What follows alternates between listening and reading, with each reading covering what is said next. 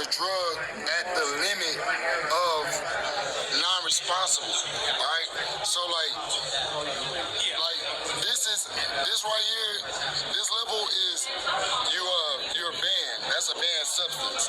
They will make the drug all the way up to the line of the banned substance, but it just doesn't show, so it's not responsible. All right, I like Crawford.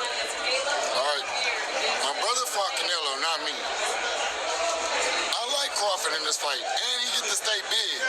Well, my brother even told me that was this mistake that he made. He thought going up in weight, I gotta get massive, I gotta get big to beat Canelo. It made him slower, it made his reflexes slower. What is going on, my boxing family? It is your boy Martin, aka the Boxing Purist. Welcome to the Truth and Absolute channel, Recliner Edition, where I speak the truth and nothing but the truth, so help me good God Almighty. You're not subscribed to the channel, do your boy a favor. Don't only hit that like button, but hit that subscribe button, hit that follow button of this on TikTok. Share the video with whoever's a boxing fan or with whoever you want to share some good content. Let's get right into this one. First of all, I want to say I'm really surprised. We all know the boxing event that we got going on tomorrow. We got Caleb Plant and Jermall Charlo, or is it Jermall? No, Jermall Charlo. I'm sorry, I confused the two. Headlining a card tomorrow, which should be a good card, and set up their ultimate fight in the future, which we've been anticipating for a long time, Caleb Plant versus Jermall Charlo. Anyways, Jermall Charlo actually, as you guys were seeing, gave a really good interview. Now, if you've been following the sport for a while, you know that in the past, the Charlo brothers were kind of hard to listen to when it came to an interview because they were just so emotional, jumped off from the roof, from the top of the interview and just started going off and off and off. It looked more like a roast, a crap talking segment than anything else, right? But on this one, Jermall kept it real about a lot of things. And you know what, man? He's welcome to his opinion on a lot of things. I'm not going to say I agree 100%. One thing that he caught my attention on, and I'm going to be real, because by now everybody knows about Jaime Munguia. Jaime Munguia has tested positive for a banned substance in his rematch win against Bruce Sarase not too long ago. Now, this is not a good look for the Reynoso camp. I'm just going to say it from the beginning, okay? I'm not saying that every fighter that's under Eddie Reynoso is dirty, so don't mix up my words. Please don't stop there. All I'm saying is, we've had in the past Canelo drop dirty. We've had Oscar Valdez drop dirty. Now we're having Munguia drop dirty. I'm not sure if there's been other ones that I may be forgetting, but that's 3 fighters, okay? Whether it was intentional or not intentional, people have the right to get suspicious on this camp. I'm not going to go off and say, yeah, they're dirty 100%. This is foul play, all of that. Jermall Charlo also went on to say, or Jermall, I forget the names, you guys. 168 Charlo also went on to say that he believes that Canelo is still on PEDs. I'm not going to agree to that one. I personally don't think he is.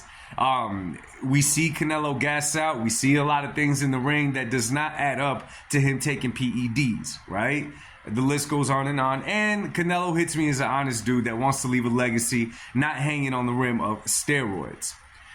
One point that the Charlo 168 said that was really, it got me up here. It got me thinking, right?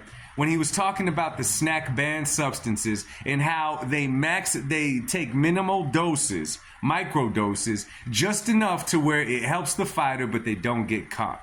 That was a really interesting take by Jermall Charlo. Really, or Jermall, my bad, y'all.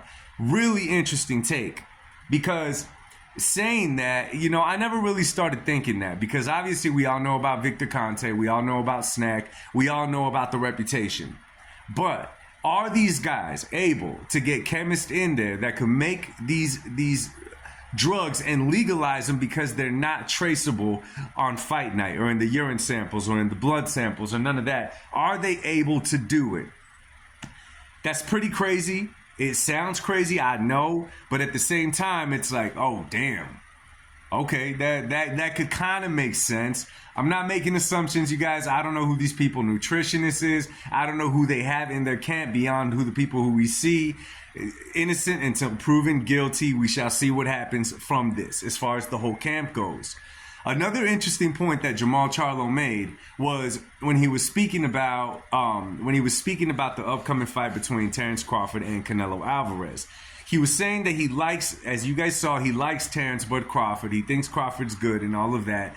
But his brother, his smaller brother, not younger, but smaller brother, you guys remember Jermall fought Canelo, I think a little bit over a year ago at 168, which was Jermall's first fight at 168. Before that, he would campaign at 154. That's 2 weight classes jumping up. He said that Jermall said the mistake that he made in that fight was bulking up in the fight to try to absorb Canelo's shots, to get bigger, to absorb Canelo's shots, thinking that he's still going to keep his speed, he's still going to be agile, he's still going to be able to do everything that he used to do just with more mass. And that's the problem that I believe that Terence Crawford is going to run into, especially being out the ring as long as he is. Now, Terence Crawford is a strong guy. He's special, all of the above. One thing that he does not have on his side that Jermall did was the age, okay?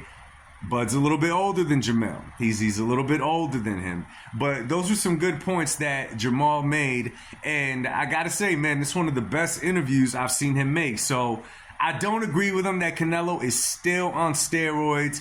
People have the right to believe that the camp is suspect, though, because of how many fighters had dropped dirty coming out of that camp. But I want to know how you guys feel about this one, man. This is a tough one. I was not expecting this with Jaime Munguia. It kind of came out of nowhere. But let me hear your thoughts. Drop it in the comment section. I'll speak to y'all soon. Much love. God bless y'all. Peace.